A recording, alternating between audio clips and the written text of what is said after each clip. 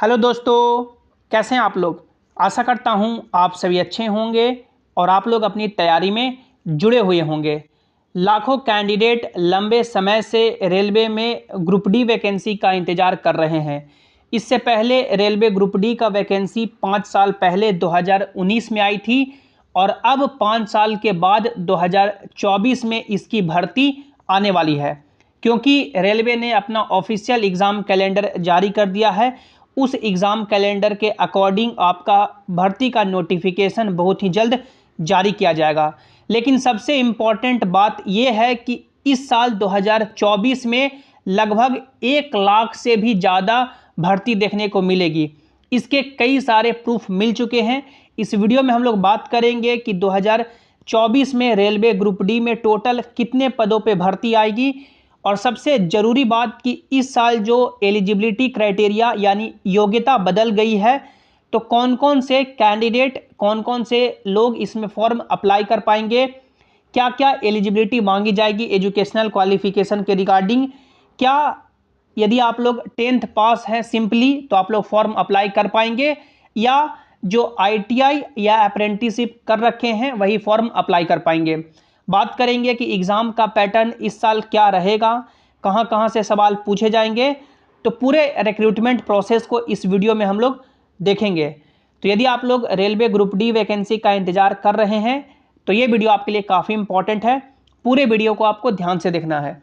और यदि आप लोग जेसिंग क्लासेस पे पहली बार आए हैं या अभी तक भी सब्सक्राइब नहीं किए हैं तो कर लीजिए, ताकि जो भी रेलवे के आगे के अपडेट हो उसकी सही और ऑफिशियल जानकारी आपको मिल सके। तो दोस्तों, आप लोग यहाँ पे देख सकते हैं, ये बिजनेस स्टैंडर्ड का लेटेस्ट न्यूज़ आर्टिकल है और इस न्यूज़ आर्टिकल में बताया गया है 2,74,000 पोस्ट्स वैकेंट इन रेलवे, ओवर 1,70,000 इन सेफ्टी कैटेगरी RTI।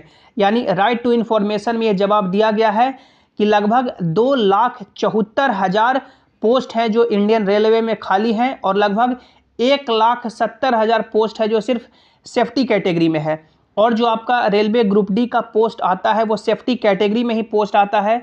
जैसे आपका ट्रैकमैन का पोस्ट हो गया, असिस्टेंट पॉइंट्समैन का पोस्ट हो गया। इसके अलावा मान सकते हैं इलेक्ट्रिकल डिपार्टमेंट के हज़ारों भर्ती आती है। उसके अलावा जो भी अदर डिपार्टमेंट की भर्ती आती है, जैसे मैकेनिकल इंजीनियर हो गया, इलेक्ट्रिकल इंजीनियरिंग हो गया, सिग्नल डिपार्टमेंट में भर्ती आती है। तो ये सभी जो डिपार्टमेंट है उसमें सभी जो डिपार्टमेंट है वो सेफ्टी कैटेगरी का डिपार्टमेंट है। और इसमें बताया गया है कि लगभग 1,70,000 पद है जो सेफ्टी डिपार्टमेंट में खाली है। और इसके अलावा आप लोग यहाँ पे देख सकते हैं, ये ऑल इंडिया रेलवे फेडरेशन के चीफ हैं। और इस इंटरव्यू में आप लोग यदि जाके देखेंगे जो ये चैनल पे कंडक्ट कराया गया है, तो आप लोग साफ सुनेंगे, इन्होंने बताया है कि रेलवे ग्रुप डी में जो भर्ती आने वाली है उसकी संख्या काफ़ी बड़ी होने वाली है। लगभग 1 लाख प्लस ही वैकेंसी आएगी। इसके अलावा जो रेलवे मिनिस्टर हैं अश्विनी वैष्णव, उन्होंने भी स्टेटमेंट दिया था कि रेलवे ग्रुप डी है जो रेलवे का बैकबोन है और सबसे यदि ज़्यादा कोई एम्प्लॉय काम करता है तो रेलवे ग्रुप डी के एम्प्लॉय करते हैं और इसकी संख्या काफ़ी ज़्यादा होती है। तो वैकेंसी भी काफ़ी ज़्यादा संख्या में देखने को मिलेगी और लगभग 5 साल का समय बीत चुका है। आप लोग डेफिनेटली मान के चलेंगे कि 1 लाख प्लस ही वैकेंसी देखने को मिलेगी। अभी आप लोगों ने प्रूफ देखा होगा कि जो ALP की वैकेंसी आई उस वैकेंसी को 3 टाइम्स बढ़ाया गया है। आगे आने वाले समय में जितनी भी वैकेंसी आई है उसकी संख्या बढ़ेगी और रेलवे ग्रुप डी में वैकेंसी डेफिनेटली 1 लाख से ज़्यादा ही देखने को मिलेगी। अब वैकेंसी कब आएगी तो आप लोग यहाँ पे देख सकते हैं, ये रेलवे रिक्रूटमेंट बोर्ड का ऑफिशियल एग्ज़ाम कैलेंडर है और इस एग्ज़ाम कैलेंडर के अकॉर्डिंग ALP की वैकेंसी समय पे आई, टेक्नीशियन की वैकेंसी समय पे आई। इसके अलावा जूनियर इंजीनियर की वैकेंसी समय पे आएगी, NTPC की भी वैकेंसी समय पे जारी की जाएगी। जो आपका लेवल 1 यानी ग्रुप डी की भर्ती है, देख सकते हैं लेवल 1 ग्रुप डी की भर्ती है, उसका नोटिफिकेशन अक्टूबर महीने में जारी कर दिया जाएगा। यानी अक्टूबर महीने में रेलवे में ग्रुप डी में लगभग 1 लाख से ज़्यादा वैकेंसी आ रही है। अक्टूबर महीने से आप लोग फॉर्म अप्लाई कर सकते हैं। तो ये सबसे बड़ी अपडेट है उन सभी कैंडिडेट के लिए जो लंबे समय से तैयारी कर रहे हैं और रेलवे ज्वाइन करना चाहते हैं। अब बात करें कि जब आप लोग रेलवे ज्वाइन करेंगे तो आपको कितनी सैलरी मिलेगी, तो देख सकते हैं ये लेटेस्ट सैलरी स्लिप है मई 2024 का। आप लोग यहाँ पे देख सकते हैं, ये इनका जो ज्वाइनिंग है 2019 की वैकेंसी से हुआ है 11 अक्टूबर 2023 को, जिसमें आप लोग यहाँ पे देख सकते हैं जो ग्रॉस पे बना है वो 34,425 रुपये बना है। यानी लगभग मान के चलेंगे कि जब आप लोग ज्वाइन करेंगे तो आपकी जो इनिशियल सैलरी होगी वो 35,000 प्लस ही होगी। इसके अलावा यदि 8वां वेतन आयोग लागू होता है या जो भी डियरनेस अलाउंस को कंबाइन कर दिया जाता है, महंगाई भत्ता को यदि बेसिक पे में कंबाइन कर दिया जाएगा तो ये सैलरी आपको लगभग 40,000 प्लस क्रॉस कर जाएगी। तो ये सुनहरा मौका, गोल्डन अपॉर्चुनिटी आपको 2024 में मिलने वाली है। आप लोग डेफिनेटली इसमें सिलेक्शन ले सकते हैं। अब इस साल की एलिजिबिलिटी क्राइटेरिया की बात करें कि क्या एलिजिबिलिटी क्राइटेरिया रहेगी, तो यदि आप लोग अभी गूगल पे या क्रोम पे सर्च करेंगे railway recruitment cell western railway, तो आपको ये इंपॉर्टेंट नोटिस करके ये सेक्शन मिल जाएगा, जिसमें आप लोग यहाँ पे पढ़ सकते हैं। Indian railway, government of India, ministry of railway, railway board की ओर से ये नोटिस जारी किया गया है। Requisite educational qualification for railway jobs in level 1, यानी कि लेवल 1 में जॉब करने के लिए क्या एजुकेशनल क्वालिफिकेशन चाहिए, आप लोग यहाँ पे पढ़ पाइएगा। The one time exemption granted by Indian Railway in employment notice number 02/2018 and RRC 01/2019 issued by Railway Recruitment Board in February 2018 and March 2019 respectively was only a special dispensation for those recruitment drives and same has been now withdrawn. The minimum educational qualification for all future recruitments to be notified after 15 June 2019 in level 1 of the pay matrix in technical department, that is civil engineering, mechanical, electrical, signal and telecom department and catering wing of railway will be 10th pass plus national apprenticeship certificate granted by National Council for Vocational Training or 10th pass plus ITI. All aspiring candidate may please note above and be prepared accordingly. इस notice में साफ बताया गया है कि इससे पहले जो रेलवे ग्रुप डी में वैकेंसी आई थी 2018 में और 2019 में, उसमें एजुकेशनल क्वालिफिकेशन के रिगार्डिंग एक बार की छूट दी गई थी, वो छूट अब वापस ले ली गई है।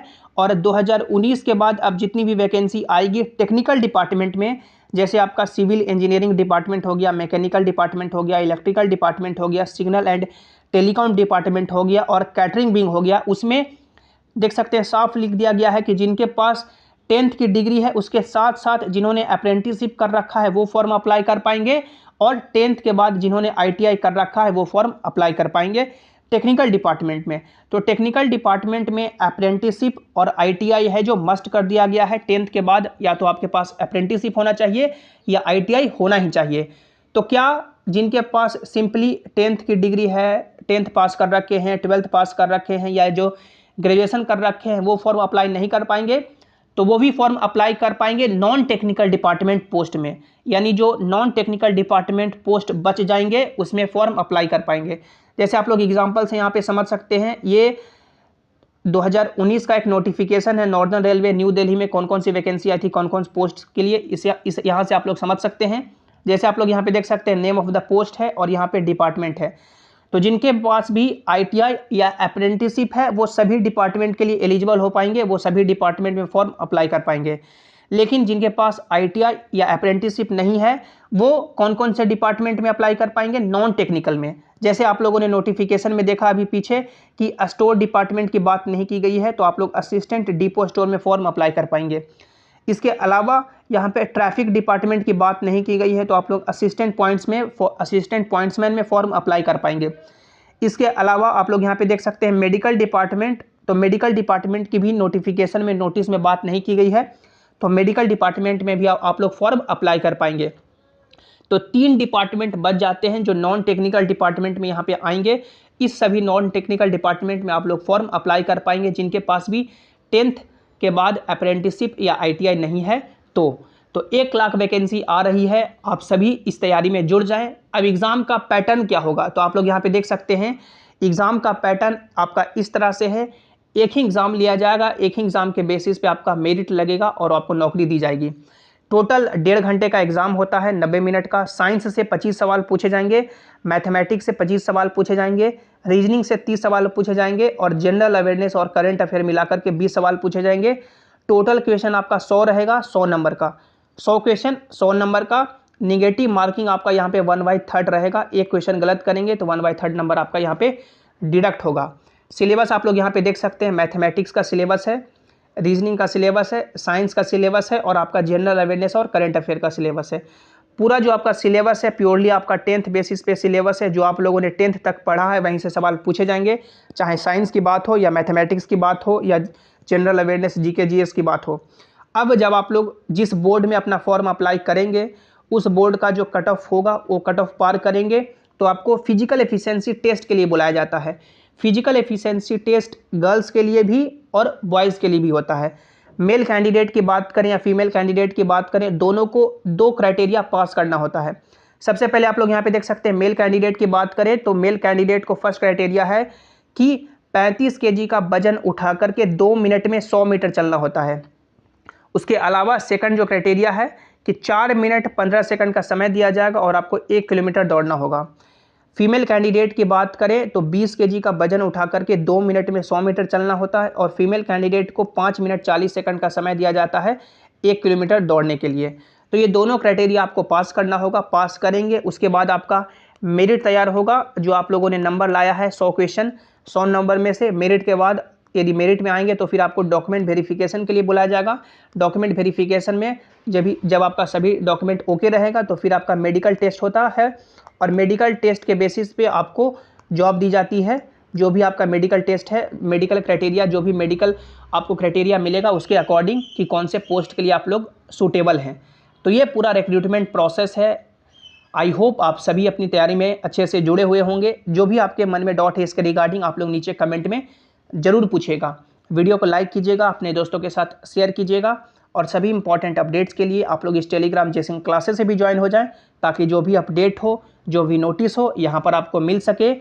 टेलीग्राम का लिंक आपको नीचे डिस्क्रिप्शन में दे दिया गया है या आप लोग टेलीग्राम पे जेसिंग क्लासेस सर्च करके भी जुड़ सकते हैं।